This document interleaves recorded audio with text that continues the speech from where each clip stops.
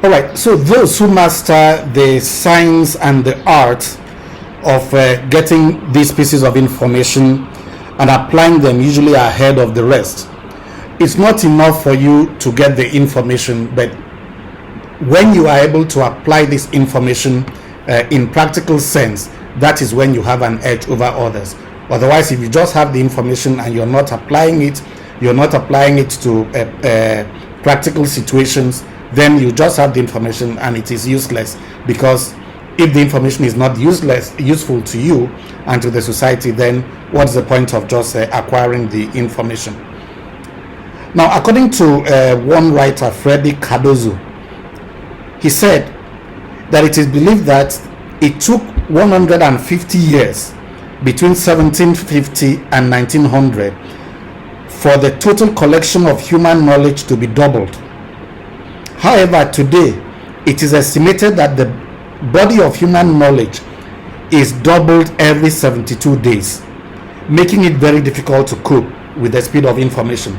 A lot of information is coming up that people need to be aware of on a daily basis, and it said that after every 72 days the volume of information is doubled. Volume of information available for members of the public, for humans to acquire, is doubled. So it means that for you to be useful, for you to be informed, for you to be up to date, you have to take measures to make sure that you follow up with what is happening. Read up a lot, gain information, try to process this and use them. If you say that someone is well informed, you mean that they know a lot about many different subjects or a particular subject. So if you say somebody is well informed about, say, sports, it means the person knows a lot that he or she needs to know about sports. He or she knows about the different sports, competitions that are ongoing, new competitions are coming up and all that. If you are talking about somebody who is well informed about, say, physics, it means the person knows the latest of the theories and the calculations and how to practically apply those in situations when he finds himself or herself in such situations. For emphasis, those who will be ahead of any group of people are usually those who are not only abreast with information but use it as appropriate, especially for the purpose of solving society's problems. I have to stress that merely acquiring information is not enough if such is not used to solve problems in today's world. The people who make the progress in today's world are people who don't only have the information, but they can apply that information in practical ways to solve problems. So if I need to be transported from one place to another and somebody is able to, using information, to come up with a faster way of moving people from one place to the other, those are the people who move ahead in life. Those are the people who will benefit from the resources, because people are ready to spend their resources for what they are able to provide to society.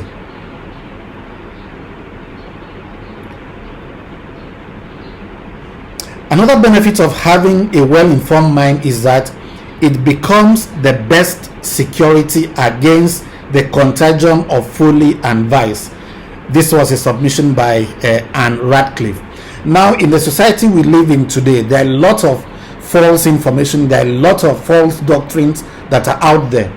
If people don't take steps to be informed and to be up to date, there's a likelihood for them to be to pander to any information that gets to them. Somebody says, oh, they say that this is what is happening now, because you've not given yourself to trying to find out about information and using them. So whatever, your classmates may just come up and tell you something that is not true, and you'll fall for it because you yourself you've not made yourself available to get the right information. Now, the major religions of the world also urge its adherents to acquire knowledge and be informed.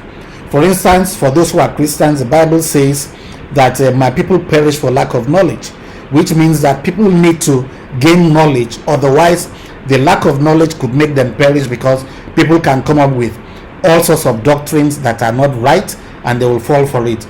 And even in Islam, in the Quran, it is reported that angel Gabriel, what the Muslims call Jubril, admonished Prophet Muhammad to read. So in the major religions we have in the country, in Nigeria today, people are admonished to read, to study, to have understanding, so that they can be better people.